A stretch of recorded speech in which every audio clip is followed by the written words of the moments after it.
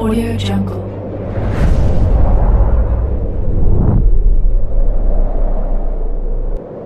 Yo, balik lagi bersama Mimin di Manhwa TV. Kali ini kita lanjutkan pembahasan dari cerita Riches Can Buy Royalty. Mimin infokan kembali bagi teman-teman yang ingin menonton video terbaru lebih cepat, silahkan bergabung menjadi member di channel ini dengan biaya 5k per bulannya. Jika tidak, teman-teman bisa bersabar lebih dulu selama 2-3 hari untuk menonton video tersebut. Tanpa berlama-lama, yuk kita masuk ke disclaimer dulu.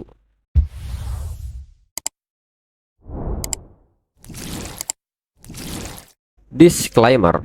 Silahkan abaikan hal ini jika kalian sudah mengerti. Ini peringatan mengenai konten di channel ini. Video ini berisi alur cerita komik yang mempermudah bagi teman-teman untuk mengetahui isi ceritanya dan memahami alur ceritanya. Jika ada kesamaan tokoh, tempat, maupun isu yang sedang hangat, itu benar-benar tidak disengaja. Dan peringatan bagi teman-teman untuk tidak mencontoh atau meniru perkataan maupun perbuatan yang tidak baik yang ada di video ini. Karena cerita ini hanyalah fiktif belaka. Jika mengerti, yuk kita masuk ke ceritanya. Kian-kian pun tidak masalah dengan itu. Jika benar-benar ada sponsor kaya seperti ini, dirinya bisa langsung kembali menjadi jomblo. Channa pun menyebut bahwa dirinya tidak lagi sedang bercanda. Namun Kian-kian izin pamit lebih dulu karena pacarnya sudah kembali. Mereka akan melanjutkan pembicaraan ini lagi nanti. Dan pada akhirnya Channa pun dibuat galau oleh Shen Yuan. Lalu 40 menit kemudian, Feng Minhui bertanya mengapa kali ini berbeda dari sebelumnya. Shen Yuan pun balik bertanya apa yang berbeda. Apakah dirinya lebih kuat? Feng Minhui pun malu mengakuinya. Dalam pikiran Feng Minhui, mereka baru saja melakukannya sebanyak 2 kali dalam waktu 40 menit. Lalu Shen Yuan pun bertanya apakah Feng Minhui suka dan mengajak Feng Minhui untuk melakukannya sekali lagi. Feng Minhui pun seketika bangun dan bersemangat serta bertanya, apakah Shen Yuan masih sanggup? Shen Yuan pun mengatakan bahwa dirinya ingat Feng Minhui belajar menari. Shen Yuan pun meminta Feng Minhui untuk memimpin kali ini. Feng Minhui pun bertanya-tanya soal dirinya di atas. Dirinya tidak tahu caranya. Shen Yuan pun menyebut bahwa Feng Minhui bisa belajar. Pengalaman itu didapat dari latihan. Feng Minhui pun seketika dengan malu-malu menyebut Shen Yuan jahat. Dan permainan ketiga dengan tema rodeo pun dimulai. Lalu keesokan harinya, Feng Minhui sudah kembali ke kampus lebih dulu. Sedangkan Shen Yuan bisa tidur lebih lama karena tidak ada kelas pagi ini. Namun di saat itu Shen Yuan ingat mengenai kupon lotre yang baru saja dia dapatkan. Dan segera memeriksanya. Di saat Shen Yuan mencocokkan tiap nomor yang ada di kupon, Shen Yuan pun sangat kaget semuanya cocok. Dan Shen Yuan akan mendapat uang sebesar 6,8 juta yuan. Shen Yuan pun merasa sangat bersemangat karena mendapat jackpot. Dengan ini dirinya harus memberitahu ayah dan ibunya. Sejak keluarga mereka bangkrut, mereka sudah terlalu lama hidup susah. Lalu Shen Yuan pun bergegas pergi ke rumah dan seketika berteriak memanggil ayah dan ibunya. Ibunya pun seketika menegur Shen Yuan. Jika pulang ya pulang saja, tidak perlu berteriak. Nanti malah mengganggu tetangga. Shen Yuan pun seketika bertanya di manakah ayahnya dan meminta ibunya untuk segera memanggil ayahnya. Ada hal penting yang harus dirinya sampaikan. Lalu ketika ayahnya datang, ayah Shen Yuan pun bertanya mengenai hal penting apa yang harus menunggu dirinya. Ayah Shen Yuan pun menduga bahwa Shen Yuan membuat masalah lagi. Shen Yuan pun bertanya apa yang ayahnya pikirkan. Ini adalah kabar baik, serta meminta ayahnya untuk duduk lebih dulu. Shen Yuan pun seketika mengatakan bahwa mereka kaya. Dirinya menang 6 juta yuan. Ibunya pun seketika bertanya apakah Shen Yuan terlalu stres karena sekolah akhir-akhir ini. Ayah Shen Yuan pun meminta Shen Yuan untuk fokus saja pada sekolahnya. Dirinya yang akan mengurus utang keluarga. Jangan terlalu khawatir dan jangan melamun sepanjang hari. Namun Shen Yuan pun memaksa ayahnya untuk melihat kupon ini secara baik-baik. Saat ayah Shen Yuan memeriksanya dengan cermat, ayah Shen Yuan sangat kaget dan memberitahu ibu Shen Yuan mereka benar-benar menang. Ibu Shen Yuan tidak menyangka hal ini. Mereka benar-benar menang. Shen Yuan pun mengatakan bahkan setelah dipotong pajak 20%, mereka masih bisa mendapatkan lebih dari 5 juta yuan. Dengan uang ini, mereka bukan hanya bisa melunasi hutang, tetapi kehidupan keluarga mereka bisa jauh lebih baik. Ibu Shen Yuan pun menyebut bahwa ini harus dicatat sebagai sejarah keluarga mereka. Hari ini tidak perlu masak dan mengajak mereka makan di luar untuk merayakan kemenangan besar mereka. Lalu Shen Yuan pun menyebut bahwa sekarang dirinya mahasiswa tingkat 3. Tinggal 1 tahun lagi untuk lulus.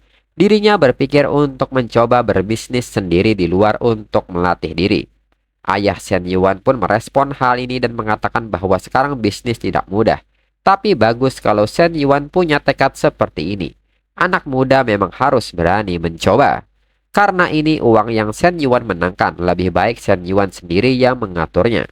Tapi menurutnya lebih baik mereka sisihkan sebagian untuk berjaga-jaga. Kalau nanti Shen Yuan mengalami kerugian, setidaknya masih ada cadangan. Dengan ini, Shen Yuan pun menyebut bahwa dirinya akan mengambil 1 juta yuan. Sisanya mereka gunakan sesuai kebutuhan. Ayah Shen Yuan pun mengerti. Ibu Shen Yuan meminta Shen Yuan untuk melakukan apapun yang Shen Yuan mau. Mereka mendukungnya. Kemudian di tempat lain, Xian Yong memanggil Chen Na, dan Chen Na pun harusnya mengetahui mengapa dirinya sampai memanggil Chen Na ke sini. Xian Yong pun meminta Chen Na untuk melihat hal ini baik-baik. Ini adalah hasil kerja pria yang Chen Na pilih. Chen Na pun menyebut bahwa dirinya sudah lama putus dengannya. Dirinya tidak ada hubungannya lagi. Jika ada masalah, maka tanyakan saja kepada Xie Haijie. Xian Yong pun meminta Chen Na untuk tidak seperti itu. Setiap masalah pasti ada penyebabnya. Kalau bukan karena Chen Na, dirinya tidak mungkin dipukuli tanpa alasan.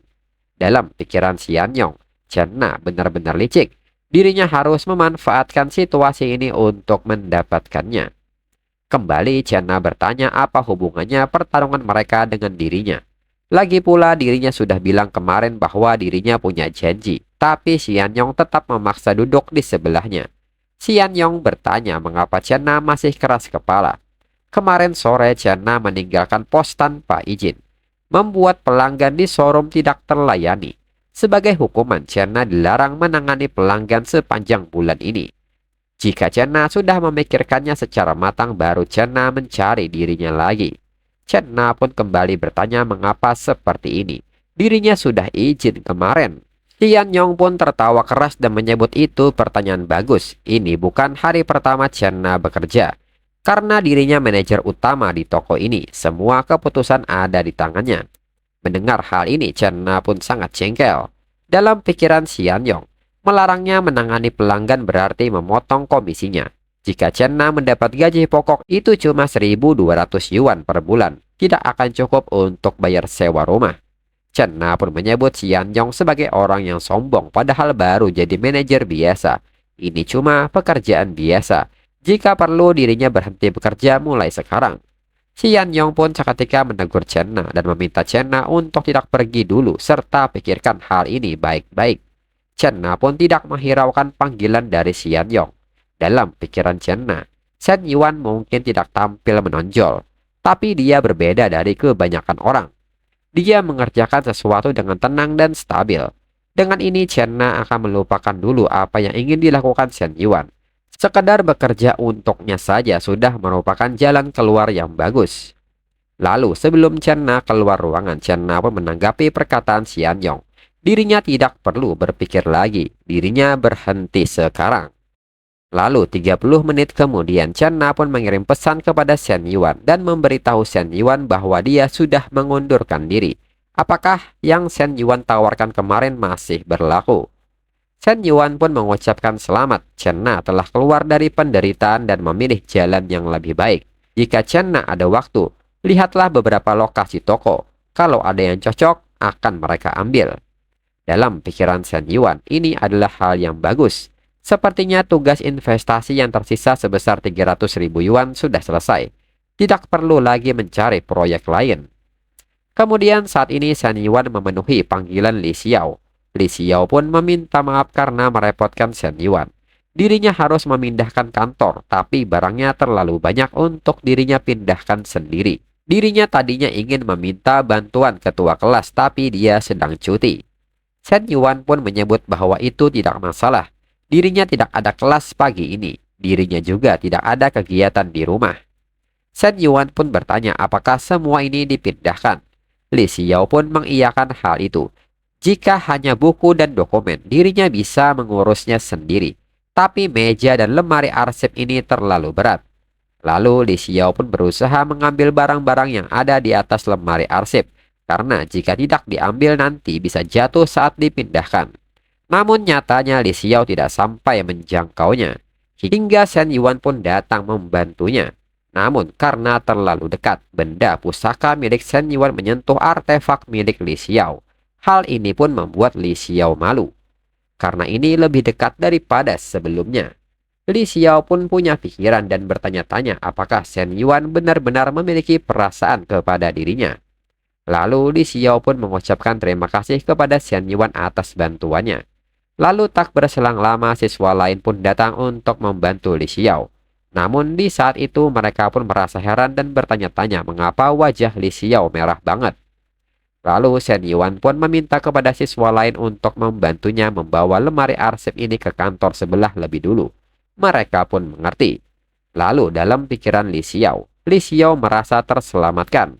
Mereka berdua datang sedikit terlambat. Jika tidak, mereka pasti akan melihatnya. Selain itu, Shen Yuan makin liar. Dirinya tidak masalah kalau di rumah, tapi tidak di kantor juga.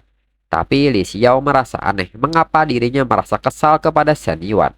Namun Li Xiao berusaha menepis perasaannya. Shen Yuan adalah muridnya.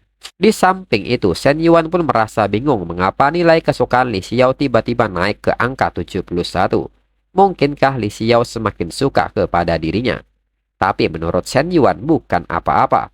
Artefak belakang Li Xiao sangat besar, tapi dirinya tidak menyangka bisa naik ke angka 71. Dengan ini, Shen Yuan harus sering-sering ke sini agar hubungan mereka semakin erat. Kemudian berpindah ke 800 meter dari gerbang selatan sekolah. Para wanita pun menegur Li Zhangfeng. Mereka dengar Li Zhangfeng langsung membeli mobil itu seharga 280.000 yuan. Li Zhangfeng belum lulus tapi sudah naik mobil mewah. Dan dia selalu peringkat 1. Dalam pikiran Li Zhangfeng, Feng Minhui pura-pura polos dan menolak dirinya. Tapi lihat masih banyak wanita yang mendekati dirinya. Lalu Li Zhangfeng pun tertawa dan menyebut bahwa beberapa orang bahkan memandang rendah mobilnya. Teman wanita pun bertanya mana ada yang sekaya itu ditolak. Emang keluarganya seperti apa? Mereka pun menyebut masih ada saja yang tidak paham kondisinya. Kerja beberapa tahun pun belum tentu bisa beli mobil. Namun di saat itu pandangan Li Zhangfeng teralihkan karena ada wanita cantik di dekatnya. Kakinya juga mulus, bahkan walaupun umur dirinya berkurang 10 tahun itu tidak masalah asal bisa dekat dengannya. Li Zhangfeng sangat ingin tahu siapa wanita ini. Lalu perhatian mereka pun teralihkan kepada sebuah mobil tanpa pengemudi. Mereka pun bertanya-tanya jenis mobil apakah itu. Li Zhangfeng pun kaget bahwa depan toko ini adalah mobil M9. Dan saat diperhatikan ternyata itu adalah Shen Yuan yang baru saja keluar dari mobil tersebut. Li Zhangfeng pun bertanya-tanya dalam pikirannya mengapa Shen Yuan punya mobil. Bukankah keluarganya sudah bangkrut? Kemudian Shen Yuan masuk ke kafe tersebut dan seketika Chen Na memanggil Shen Yuan. Dan hal ini pun membuat Li Zhangfeng sangat kaget karena wanita cantik itu ingin ketemu Shen Yuan. Lalu Chen Na pun memberitahu Shen Yuan bahwa pemilik kafe ini akan segera datang.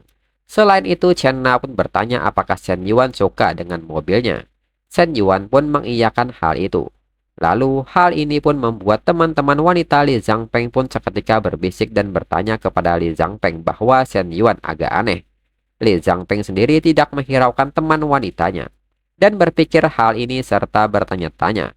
Shen Yuan baru saja putus sama pacarnya. Sekarang sudah sama wanita lain. Lalu tak berselang lama, sang pemilik kafe pun datang. Dia adalah Lin Yuchang. Lin Yuchang pun meminta maaf membuat mereka menunggu, karena dirinya baru selesai menjemput anaknya.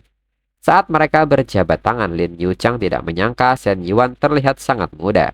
Shen Yuan pun juga mengatakan hal yang demikian bahwa mereka berdua masih di sekitar umur 20 tahunan. Dan segera Shen Yuan mempersilahkan Li Yuchang untuk duduk. Lalu Lin Yuchang pun menceritakan bahwa bisnis toko ini biasa saja, tetapi karena dekat dengan sekolah masih ada banyak pelanggan. Masalahnya adalah dirinya punya urusan rumah tangga dan mengurus anak-anak. Jadi dirinya tidak punya pilihan selain menjual toko ini seharga 300.000 yuan. Mendengar hal ini, Shen Yuan pun berpikir, walaupun modalnya 300.000 yuan, tapi 50.000 akan diberikan kepada Chen Na sebagai uang pangkal dan sisanya untuk biaya pindah hak. Lalu Shen Yuan pun mengatakan bahwa dirinya tidak akan menawar lagi. Dirinya berani di angka 250.000 yuan. Mendengar hal ini, Lin Yuchang pun berpikir, harganya sedikit lebih jauh dari perkiraannya. Tapi jika tidak dirinya terima, mungkin tidak ada yang mau beli. Dengan ini, Lin Yuchang pun akan setuju. Lalu Lin Yuchang pun bertanya apakah dengan harga itu, apa mereka bisa tanda tangan kontrak dan bayar pengalihan hak. Shen Yuan pun mengerti mereka akan segera kirimkan uang 250.000 itu. Lalu Lin Yuchang pun memberitahu pelayan kafe yang bernama Xiao Qiu bahwa Shen Yuan sekarang adalah bos barunya. Xiao Qiu bisa mengajaknya untuk membiasakan diri dengan situasinya nanti. Xiao Qiu pun mendekat dan segera menyapa Shen Yuan. Shen Yuan pun meminta Xiao Qiu untuk membawa Chen Na untuk melihat toko ini. Dirinya jarang datang ke toko dan dia yang akan bertanggung jawab atas semua hal di toko mulai sekarang. Kembali para wanita berbisik dan mendengar bahwa baru saja beberapa menit sudah ada transaksi 250.000 yuan. Belum lagi Shen Yuan membelikan toko ini untuk wanita di sebelahnya. Mendengar hal ini, Li Zhangpeng pun semakin jengkel. Kemudian ponsel milik Lin Yuchang pun berbunyi dan Chen Na sempat melihat ke arah ponselnya. Lin Yuchang pun meminta maaf ada telepon masuk dan dirinya ingin menjawabnya lebih dulu. Lalu Chen Na pun menyebut bahwa sepertinya Lin Yuchang adalah istri Zheng Xianyong, orang yang bertengkar dengan Xie Haijie, bosnya di showroom 4S. Shen Yuan pun bertanya apakah ini kebetulan. Dalam pikiran Shen Yuan, istri Xianyong sudah cantik, tapi dia masih mau selingkuh sama pegawainya. Shen Yuan pun tidak mempercayai hal ini, dan dirinya akan menjadi yang pertama melawannya. Lalu Chen Na pun menyebut bahwa dirinya masih punya rekaman pelecehan dan ancaman dari Xianyong. Dirinya mau kompensasi dan biar orang-orang di industri mobil tahu kelakuannya. Chen Na pun bertanya apakah sebaiknya dirinya memberitahu Lin Yuchang. Shen Yuan pun menyebut bahwa dirinya rasa itu tidak sopan. Chen Na pun seketika bertanya alasannya. Menurut Shen Yuan, setelah chat itu jadi viral, Xianyong pasti sadar siapa yang menguploadnya. Seorang pria berusia 40 tahun yang kehilangan pekerjaan tetapi masih memiliki istri dan anak yang harus dinafkahi. Dirinya khawatir Xianyong mungkin akan melakukan sesuatu yang berbahaya kepada Chen Na. Jika begitu, biar dirinya saja yang menanganinya. Shen Yuan yakin Chen Na tidak akan terlibat. Chen Na pun seketika berterima kasih kepada Shen Yuan. Lalu Shen Yuan pun menyebut bahwa dirinya baru saja mentransfer 250.000 yuan kepada Lin Yuchang dan 50.000 yuan lagi kepada Chen Na. 24.000 yuan itu adalah gaji 2 bulan pertama Chen Na.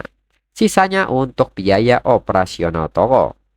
Lalu di saat itu tiba-tiba notifikasi sistem kembali masuk, di mana Shen Yuan terdeteksi telah menggunakan seluruh dana investasi. Tugas investasi telah selesai. Tingkat investasi Shen Yuan telah naik dari investasi pemula menjadi investor junior. Dengan itu, tugas baru pun muncul. Kehidupan sempurna seharusnya memiliki industri yang lebih kaya. Dengan ini, Shen Yuan menerima investasi sebesar 10 juta yuan khusus untuk memperluas investasi. Hadiah, semua pendapatan dari investasi akan menerima 3 kali lipat uang kembali. Tugas kedua, setelah menyelesaikan investasi, Shen Yuan akan menerima saham dari industri misterius. Tugas kedua, setelah menyelesaikan investasi, Shen Yuan akan menerima saham dari industri misterius. Shen Yuan yang mengetahui hal ini sangat takjub. Sistem memberinya 10 juta buat investasi tambahan. Belum lagi saham dari industri lain. Ini sangat menguntungkan.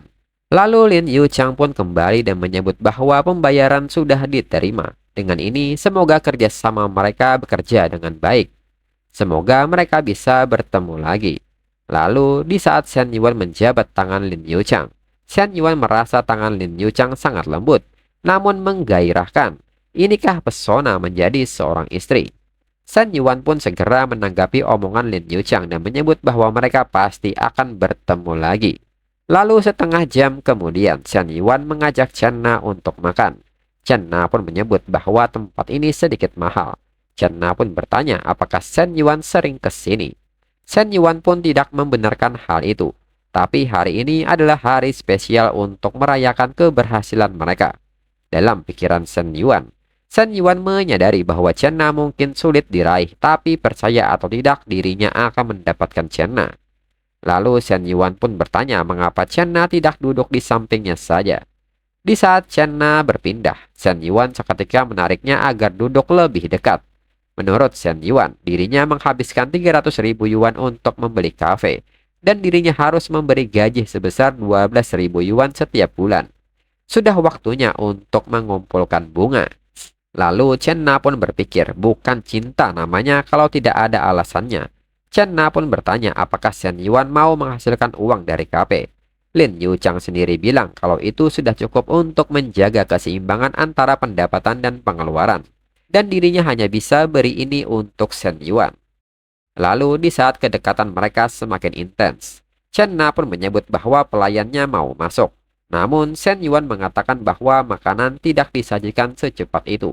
Dan seketika tangan dewa Shen Yuan mulai meraih sebuah gunung suci dan menggali artefak hingga Chen Na bergetar. Lalu 10 menit kemudian suara ketukan pintu pun terdengar dan hal ini membuat Chen Na panik dan menjauh. Pelayan pun memberitahu Shen Yuan bahwa makanannya sudah siap. Shen Yuan pun segera mempersilahkan pelayan itu masuk. Lalu Shen Yuan pun menyebut bahwa ini adalah hidangan khas mereka dan mengajak Chen Na untuk mencobanya. Lalu Chen Na pun menilai Shen Yuan sebenarnya cukup ganteng. Sayangnya penampilannya kurang. Pasti ada wanita cantik di sekitar Shen Yuan, dan dia ada di luar sana. Namun Chen Na pun merasa memikirkan hal ini tidak ada gunanya, karena dirinya sudah terikat dengan Shen Yuan. Lalu 40 menit kemudian, pelayan pun menyebut bahwa totalnya adalah 2.652 yuan, dan mempersilahkan Shen Yuan untuk memindai pembayarannya.